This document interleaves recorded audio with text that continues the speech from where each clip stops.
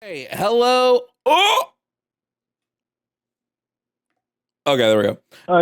Hello. Yeah. Hey, Joe, welcome to the show. Are you here to debate? I guess so. I have a quick question following up on the last gentleman that was talking. Yeah, before that, can I just get your age and real quick, can I just get your age and pronouns, please? Sure. I'm 25, or I'm reading off. Wow. 35. Reading off your list there. And just he. Okay. And you said you had questions about what the last guy said. Are you a religious person, Joe? I am, yes. Okay. What did you want to ask about what the last guy was talking about? So, I guess I think it's Forrest, correct, on the bottom of my screen. I'm sorry, I'm watching it live here. Yep, that's Forrest on the bottom. Okay. So I think he made a comment that just because, it's perceived in the mind, that's not enough evidence for it to be real, correct?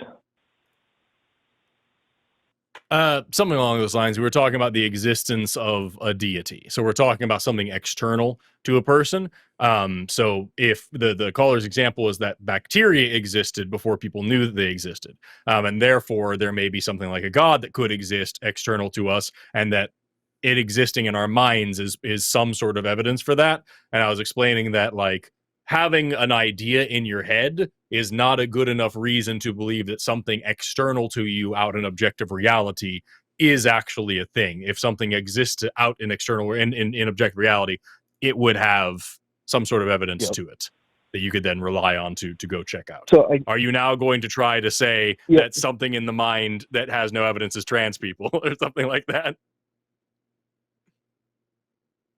Well, I guess that is an internal belief, is it not? Well, it's a critique of the self. No, it's not a belief. It is.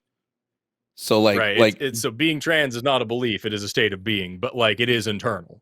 Yeah, like gender identity is your subjective perception of your sex and the way that sex is oriented in the body.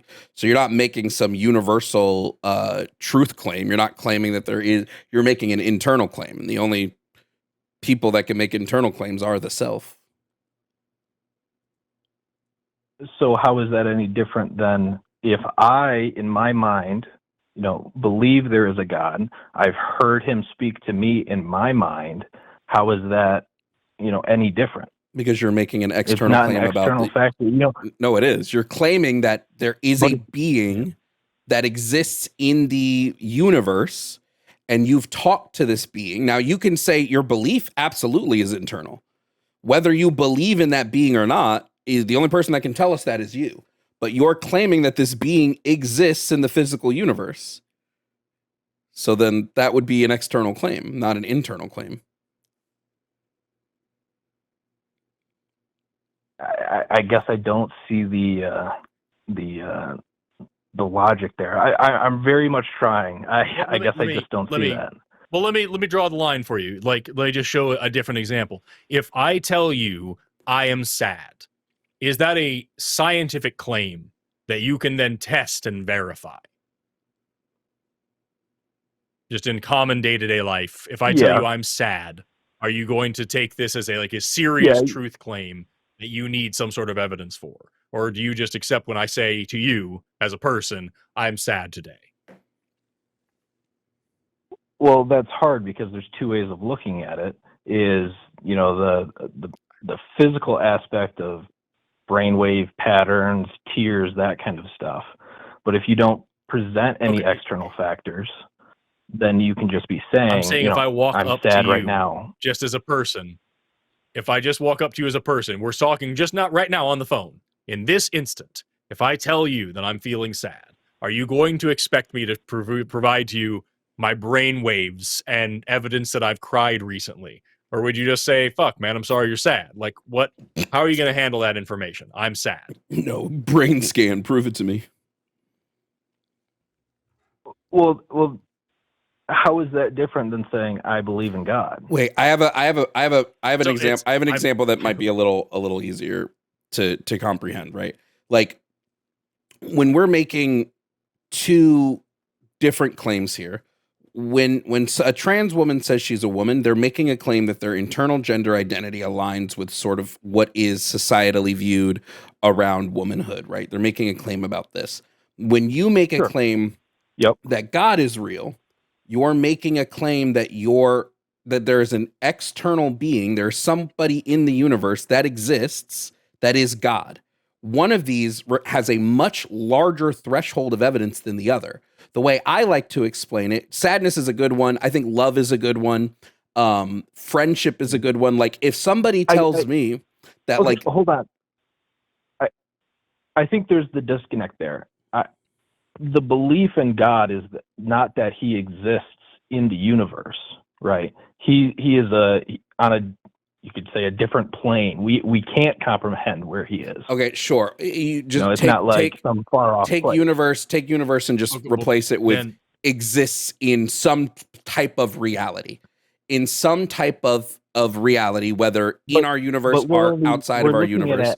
You believe there is a being that exists who can exert some type of physical will on the universe, who has I don't know what religion you are. If you're Christian, you would believe that there's a being who not only existed, but has existed in human form, who has performed miracles, who has exerted his will on the universe. You believe these things to be true.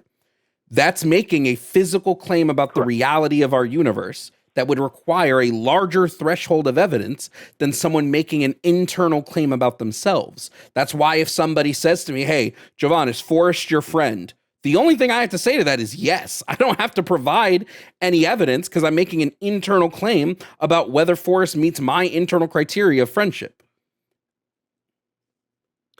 I would also put out, like, when I was asking you about sadness, your initial rebuttal was, well, how is that different than the belief in God? No one's arguing whether or not you believe in the thing. That's where I feel like maybe we're getting hung up. Is like your belief is not at issue here.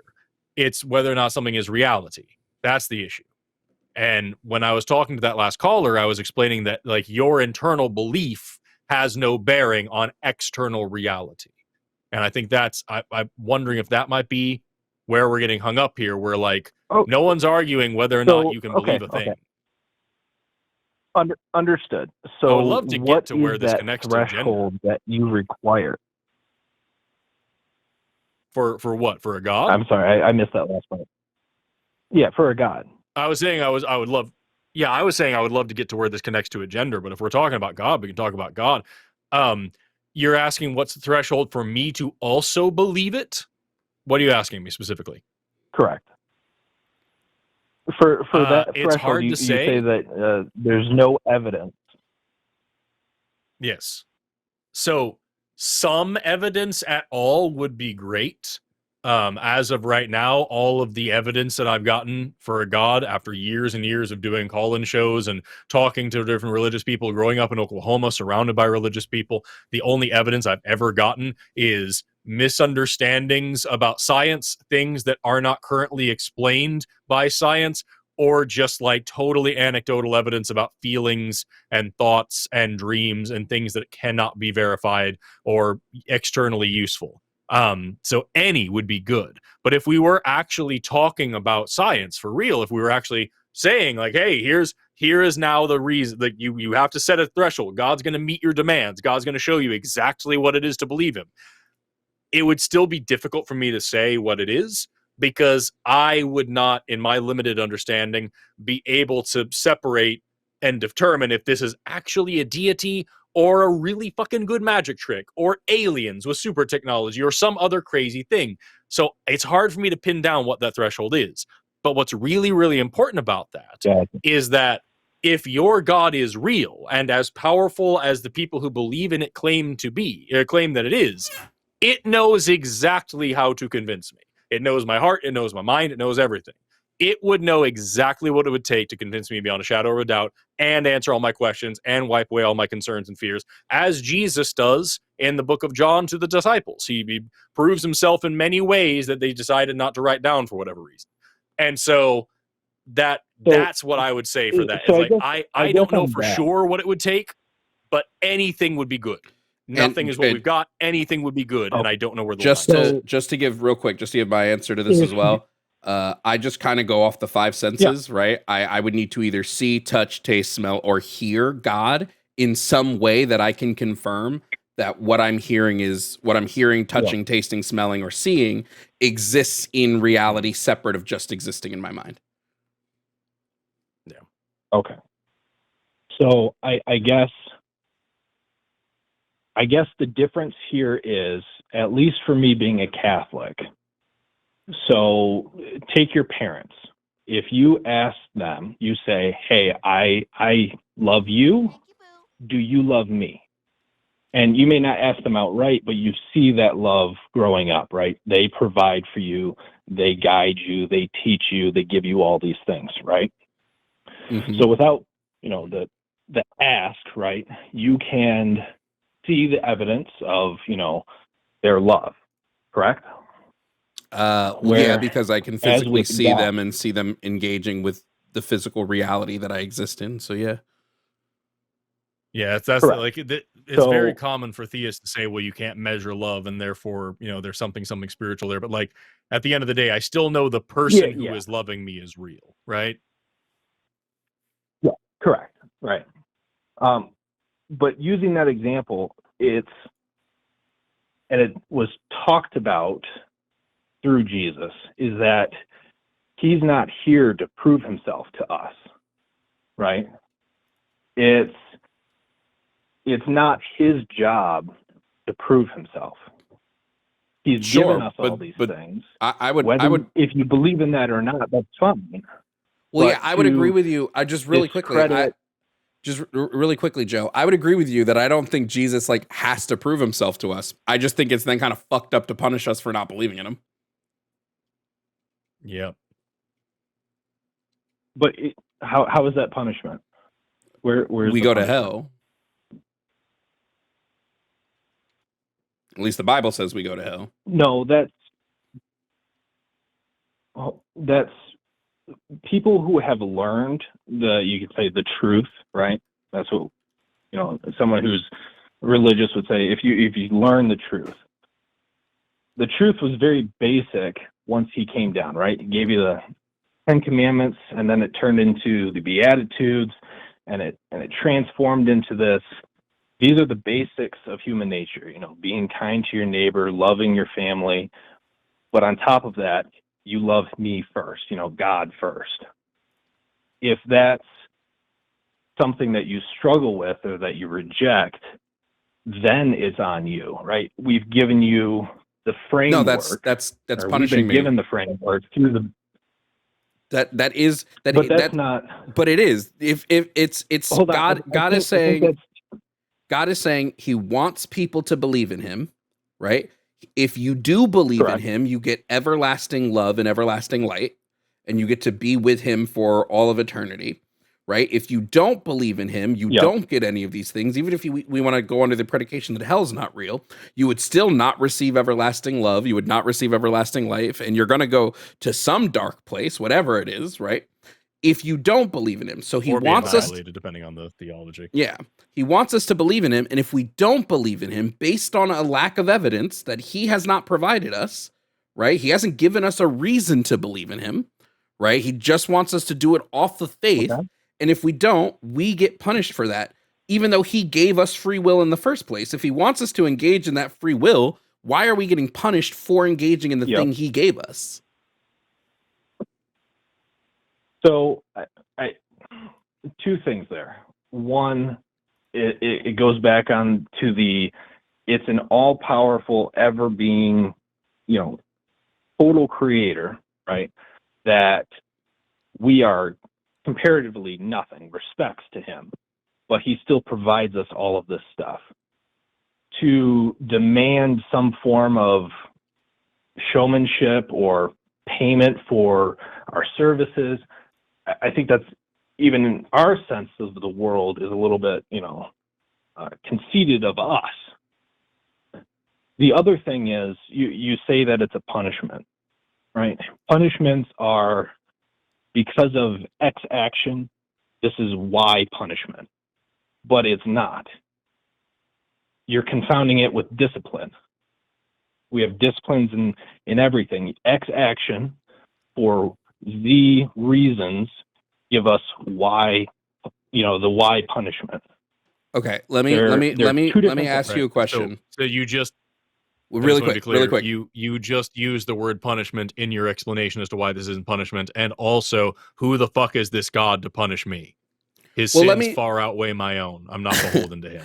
Let me just ask. I just want to propose a scenario here. If my mom says to me, "Take the chicken out of the fridge to thaw when you get home from school, so it thaws by dinner time, or else you're going to be grounded," was I punished if I don't do it? Yeah, correct. That is a punishment. That is exactly what God. That's exactly what God did. God said, "God is the mom." God said, "Believe in me," which is taking out the chicken, or else you go to hell, which is getting grounded. This analogy is 1-to-1. Okay, but you're missing the discipline part. So you take the statement from your mother, take out the chicken. Discipline comes in the form of reasons why. So you can, help provide for the family. I'm expecting you to be a providing member of this family. It's more than just the action, right? Now, if you fail to meet these requirements of providing for the family, or not, I'm trying to, force it into your analogy. It's more than just the straight action or inaction. No, it's not. It's directly the inaction. No, you're saying,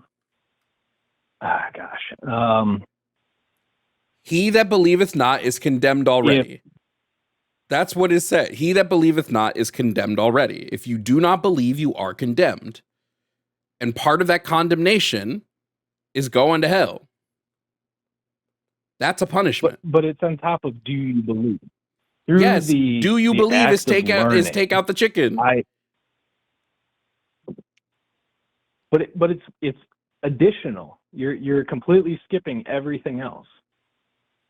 It doesn't matter if it's additional. It's still punishment. It doesn't matter. It's so frustrating because again, the biggest issue I'm having here, dude, is that it is still assuming that this person has the right to punish us in the first place. And that's the biggest issue we're having here, Joe. Is that Jovan's example of his mom is very different if you replace the word mom with some random lady who found his phone number and texted him and said, "Go to my house and get the chicken out of my fridge or I'm going to ground you." And he says, "Who the fuck are you? Who gives you the right to tell me to do this?" That's what we're situation. We didn't 100%. This God is assumed. This God is being forced upon us. I was born without knowing about this God. I was born an atheist. And then this God comes along, or at least his followers do, and say, "Hey, here's this dude you've never heard of. And he's a fucking monster. And you'd never worship him in your life if you had the chance. But he says you need to be really nice to him. Otherwise, he's going to punish you. And now you have free will and choice." And I'm like, "What the fuck are you telling me this? Who are you? This makes no sense." This whole thing is on the framework as if what you're saying is normal or reasonable. It's not. Okay. So the punishment in its real sense is a unwanted consequence, correct? Well, sometimes God also sometimes physically punishes you for not believing in him. Like he physically will slaughter thousands if they don't believe in him. And if you're a Catholic and you believe in the Bible, he physically punishes people all the time for all sorts of trivial shit, even sometimes before they knew they did something wrong. I don't want to weigh on that topic. I'd like to stay it on, I'm not disagreeing that there was enacted force, but you're talking about Old Testament versus New Testament. Aren't you Catholic? So it's very much. Is the I Old am, Testament? Does but the Old it's Testament not not. matter? What's that? Didn't Jesus? Does the Old Testament not matter? Didn't Jesus say, "I am God"? Or he never said, "I am God," but he said, "I am the same, the before and after and all the time." God is the same before and after and all the time. That Jesus said, "I come not to change the old laws, but to fulfill them." That not a jot or a tittle of the law shall change until all things come to pass in the end of the age and all that stuff. That I come not to bring peace, but a sword, and set brother against brother, and all that whole stuff, showing that he was a reflection of the Old Testament God and that the Old Testament God does not change. Also, the 10 Commandments are in the Old Testament, all 3 versions of them. So does that stuff just not matter anymore because it all includes physical punishment? No, I'm saying that after generations Also, of let's not forget the theologians fact. weighing this topic, is that you're taking it verbatim in your understanding of the Bible. And you can shoehorn Okay, any so kind then of God, opinion into it. Like so then that's the God great, wants me that's to the great become a theologian. mystery, right? God wants me to become a theologian so that I can understand some deep esoteric meaning of the Bible so that then I can believe in him the right way and then I get to go to his theme park after I die. What a system. No, Because as far as that's I'm concerned, you're if this God is any kind of halfway you're choosing to smart, select. if this God would be any kind of halfway smart and he wanted people to follow him, he would make it so that a plain text reading of his book would be enough to help you understand who he is. And a plain text reading of his Hold book on, lets you understand that he's a not. fucking lunatic. But it's not his book. It was written in error through humans with the grace of the Holy Spirit. You're Then why should we believe any of it? Specific verbatim. So then you agree the Bible has errors, right? The Bible is errant. It is not a perfect document. It is full of errors. We agree on that? I would agree that there is the human element put into those who have been writing, trying to understand what has God told them. But then what parts of it do we believe? Do you agree? Like, But just real quick, I was going to say, but I was going to ask people. Oh, yeah. Just let me, I know. Yeah, by all Hold means. on, I was going to we're ask the moving same ahead thing. I because was just getting there a little longer. What's that? No, I was going to ask the same thing Jovan just asked. I was going to ask you a few more questions to make sure that we agreed that the Bible contains errors, inconsistencies, historical inaccuracies, scientific impossibilities, and a God who is just front to back an absolute evil piece of shit.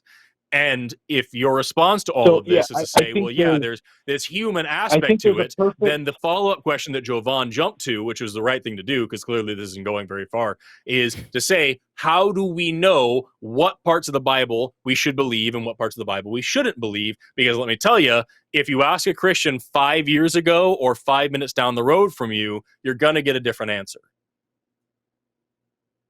I totally agree with you there. And I think a perfect example piece here is when Jesus is on the cross. And I think there's a book written about this. The sinners to his left and right, I don't know which one it was, said, forgive me, let me be with you. And Jesus responds, today on this day, you will be with me in paradise, right? And there's a book, I forget who it's written by. It's like the great comma or the mysterious comma. Wherever you put that comma in the sentence can totally change the interpretation of what is said. And I think that is also in how we speak as humans. We put inflections on certain words and totally change the entire sentence, right? So to cherry pick if you read it and you take out what you believe it said, right, it can be totally different than what someone else believes. Well, I want to just through the Catholic really quickly, Joe, I to stop you on something here. We're not cherry picking. We are taking the context in its literal written form. What you're telling us is that we can't actually do this because of human error, rewrites, translations, whatever it might be. So the question becomes, if somebody tells me this is a holy doctrine of spirit, and this holy doctrine, this book, Yep. is the thing that guides us religiously, but this book is also rife with human Yep. errors, contradictions, et cetera, et cetera. How do we know which parts of the book to Yep. believe and which parts of the book to not believe? Because that is the job of the theologians, you could say the Pope and all of its, the predecessors, all of our collective human understanding of it. And if the majority, I'm not saying it's majority rule, but if that is where we are guided by our fathers. So just to be clear, that is just to be clear, if this is the job, but the core if this is the job of the theologians, if this is the job of the theologians and all those people, then are you saying that for the past 2,000 years, when people have believed all sorts of different things because of what all sorts of different theologians said, that all those different Christians were wrong, and that now you, Joe, have the right kind of Christianity? No, I'm not saying that. Okay, so then again, how do you know the theologians that you listen to are more correct than the theologians from 1,000 years ago who said totally different things about the same religion? Because the core beliefs and values are the same. Well, that's not true either. Throughout. That's all. Yeah, it's also false. We can see this in just the Catholic Church themselves. The catechisms say unquestionably from the Catholic Church, as slavery is an evil thing to do, and slavery is completely evil, shouldn't happen, blah, blah, blah. The book disagrees with this. So the core teachings definitely are not the same between those two things. And also the Catholic Church has historically changed its mind on a lot of important theological topics, like whether or not purgatory exists and whether or not you can buy your way out of hell and all sorts of other things, indulgences, like all these other things that the Catholic Church used to be a fan of and now isn't, and have changed their minds on over the years. All of a sudden, unbaptized babies are okay. Like these are very different beliefs coming down from the Pope, who changed the doctrine, changed the narrative on what the creator of the universe wants with you. So like, that's also not true. The dogma has changed, the religion has changed, the interpretation has changed. What theologians say in one generation to the next generation changes over and over. That's why there are new theologians. Otherwise, you would just have one single dogma, and a theologian's job would just be to recite it to you. The fact that theologians exist is evidence that this is something that is being researched and understood in different ways over time, which means either it is getting more wrong or it's getting more right. And you seem to be in the position that the ideas and beliefs and practices you have surrounding this religion, based on your understanding of your interpretation of your access to the theologians that you like, happens to be the correct version of this. Which means all the other 40,000 different denominations of Christianity around the world and throughout history are all wrong. And they're all going to hell, which you may or may not believe in, but they fucking do. Like, I'm sorry, dude, at the end of the day, none of this actually gives me any reason to believe in this. You're just telling me what you believe. No, hold on. I think you're thinking that there's more into it than what there is. There is one, we started at this one simple topic. If I gave a stranger with no religious background ever, gave him a copy of the Bible, what is one topic, the one major point of the Bible? It's a single point. To fear God. Fear in God. Also have sex right and own slaves.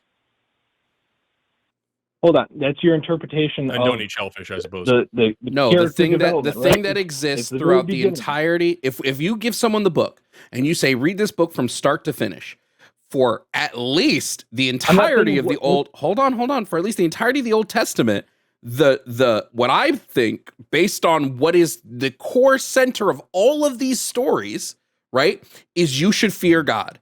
That's the core center of the story of Job. That's the core center of the Pharaoh and Moses. It's saying that the Pharaoh didn't have fear of God. It's the core center of what the Israelites did to the Canaanites. Like, that's the core center of almost every story, is that is fear of God. So if I gave someone this book who has no idea about religion, they are going to come back with Yep. God kind of evil. Oh, bro, God ain't a good being.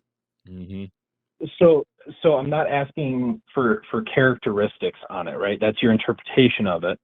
It's the belief is with the book and what we have been told. I'm not asking for topics on indulgences or abortion or slavery. It's that the one core focus is that there is a God. That is the whole point. Your interpretations is what, delves further and creates the divides. And, you may read it and think that it's, fear God. And I may read it and think that it's loving God.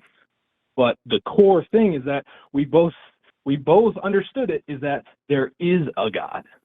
That's the point of it. Okay, so let's assume that's right. The core message of the Bible is there's this guy, and his name is God, and he can do some pretty crazy shit. He exists. What do I now do with that information? Because if I read the Bible, I can tell you just from looking, there's no reason to worship this dude. The fact, I can say throughout the Bible, he demands to be worshipped quite a bit, and I can say I would never do that shit. So I read the Bible, and it's got a main villain named God throughout the whole thing. I now can say, okay, there's this guy named God because I've decided to believe in this book for whatever reason. He's not a good guy, not worthy of worship, doesn't do anything that's particularly interesting or good throughout the book. What do I do now? Well, I also just want to point out that based off of what you said, Joe, and then you can answer Forrest. I just want to point something out. Like, even if I take away from reading the Bible, the Bible tells me God is real. If I'm a rational human being who's never heard of religion and I read this book, and I my next question would then be, okay, well, what's the proof that the Bible is true? Right. That would be like literally my next assuming question. I believed it. But yeah, no, answer Forrest's question first. I just wanted to add that in. Okay. So,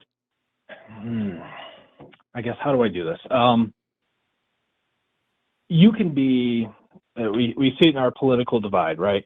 You can turn on a news station and just be like, oh, Fox News or CNN, everything that they tell me, I'm going to hate. You go in with this mindset of, because I don't believe in their side, everything they say is hate, right? So if you go, you understand that that's not what we're doing, though, not right? with a positive. Just to be clear. What's that? You understand that's not what we're doing, what was right? that? I just want to make sure. No. Are you using this as an analogy, or are you accusing us of going into the Bible saying everything that's in this book we're going to dislike? No, I think there's a strong. I think there's strong evidence for that, because on the flip side, God gave me, created everything. How is that not enough? If the great deity provided you everything in existence, how do I know that he did that? Itself, how do I know that he did that, Joe? So, right. No, we're going with the assumption that we believe it, right? We're going with the assumption that we read the Bible, and the one thing that we took away from it is that there is this dude named God, right? And so now I know, here's this dude named God. And based on what I learned in the Bible, is he knows all things except for certain parts where he doesn't. But general takeaway is he knows everything that's going on in the world, and he's got control over the world. He knows everything, the whole world's in his hands, and that he can not a sparrow falls from the sky without him knowing, and he counts the hairs on your head, and he knew you before you were ever made, and all these things about how he just knows everything in the world, and he's super, super powerful. That's what I know about this God. And then I look around the world, right? And I see a world where 24,000 people, including 10,000 of them being children, starve to death every single day. That's a real statistic about the world we live in. I look around, I see the world full of rape and murder and genocide and war and oppression, largely in his name. I look around and I see this broken, fucked up, evil world, and I'm thrust into it. And this God says, praise me for it, or I will burn you forever. I'm not a fan. I don't see how He's you telling take you- this out of, like, he's you telling get you this that- context and then you say, go ahead. But you're saying that you're telling, so all of these things derive from sin. Are you saying that, No, God they don't. is pro sin? No, God they is don't. absolutely. I would. He's telling you to- So- Wait. First of all, yes. Absolutely yes, God he is pro but that's sin, also not the 100%. point. Yes, first of all, yes, but second of all, like, no, they don't derive from sin. They derive from him. Ultimately, they derive from him. If you have an all-powerful being, then ultimately that all-powerful being is responsible for everything in his control. Everything is in his control. He is responsible for everything. If he doesn't like something that's happening in the world, he could change it. And the fact of the matter is, yeah, the definition of sin, as far as I'm concerned, is something that goes against his commandments. So in that way, you could say that he's anti-sin because he wants what he wants. But in reality, as far as we list out what sins are and all the evil things that people can do, God does a fucking lot of them and commands a fucking lot of them as well. So, like, at the end of the day, there's really no getting around the fact that God is responsible for the fallen state of the world. God is responsible for sin as it exists. God is responsible for the consequences of sin, both in this life and after this life. All of this falls back on God's shoulders, as God himself says a couple of times in the Bible. So I guess I have a very simple question for you, and I'll wrap it up here. So God is responsible for all. Let's give the analogy. You're a parent, and your child is going to be born, the most vile, sadistic child in the world. Do you murder that child before they're born? I would have if I was wanting to have this child and I had some foreknowledge, just to be clear, if I wanted to have this child and I had some foreknowledge that they were going to be some evil thing, I would take it upon myself to be the responsible parent and raise them better than that and teach them something better. What God does is throw us to the fucking wolves. What God does is throw us to the wolves and then blame us for being bitter whenever we have bad experiences by his design. That's not parenting. That's not love. That's just callous stupidity. Also, you said, let's assume you were walking down this line with me and said, let's assume God is responsible for all. Let me ask you, in your theology, is God responsible for all things? Do you believe that anything happens that is beyond God's will?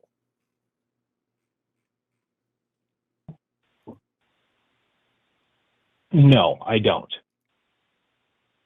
Okay, because well then I believe don't know why we're arguing because your interpretation here is that everything that happens is what God wants to happen. So as I'm sitting here telling you there's all this rape and murder and slavery and genocide and terrible shit in the world, you're saying, yeah, he wants it that way. You changed it. Wait. You said it's what God wants, not that God. I said will. It's his all knowledge. Right? No, I said will. There's a difference. I said, does there. anything happen? God wants. I asked you, does anything happen that is outside of God's will? And you said no. As we learn in the book of Job, for example, where God is more than happy to do horrible, evil things to a very faithful person to prove a point. As we see in, I believe, Isaiah, where God says, I am the author of all things. I create good and evil. As we see over and over in the Bible where God says, I am responsible for everything, light and darkness, all of it. I'm asking you if you agree with that. Are the evil things that happen in the world God's will? It is. I guess we're not going to agree on this because of just different interpretations. Yes, God is. I would love an answer. And all around them. I would love an answer. Well, that's the thing. Are the bad things that happen in the world God's will? Does God want the bad things that happen in the world to happen? Is it part of his plan? That's the thing. As we humans, we cannot understand is God's will. So by saying, okay, so God you don't did even this, know.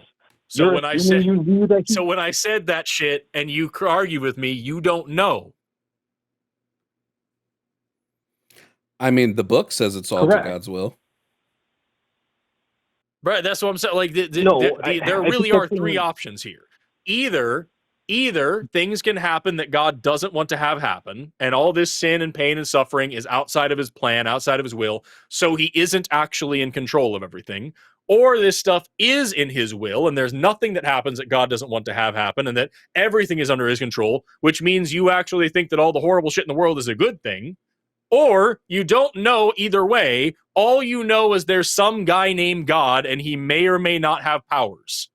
And I don't know what that does for you. I don't know where that gets you in life. There's some asshole out there who says I should worship him and I don't know why. But I want to, we've been going for a while, so I want to give you, Joe, I want to give you a chance to respond. These will be last thoughts, and then we've got to move on to more callers.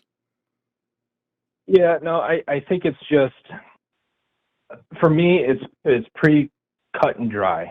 You know, if I came up to you and, you know, said there's this everlasting life, someone's provided everything for you, and through human error, we have strayed from this path, you know, I'm going to do everything I can to stay or try and fix myself to a different way of living than just either remaining in ignorance or doing what is. Sure, and I just think that if somebody came up to either of us and said evil, that, but I think just if somebody came up to me and said that, Joe, my next question to them would be like, prove it, which I don't think you were able to do here today. But thank you for calling in. If you want to call in another day, whether Forrest is here or somebody else is here, or I'm just here, feel free to call in another day. But we are going to move on to the next call. Thank you for calling in, Joe. Thank you for chatting with us today. Hey guys, thanks for watching this video. Please consider liking and subscribing for your daily dose of debates. I post new videos daily, so make sure to hit that notification button so you know when a new one drops. Also, shout out to my YouTube members. Membership starts at $2.99 and helps me to continue making content for all of you. Also, shout out to my Tier 4 members, Gib5500, Ovaltine, Sylvia Snow, Bamji, Kelsey K, Kelsey Dooley, Jake Gorshender, Marceline, Matthew Holloway, Kazim, Vampy, and Yemye. Thank you, members, for your support.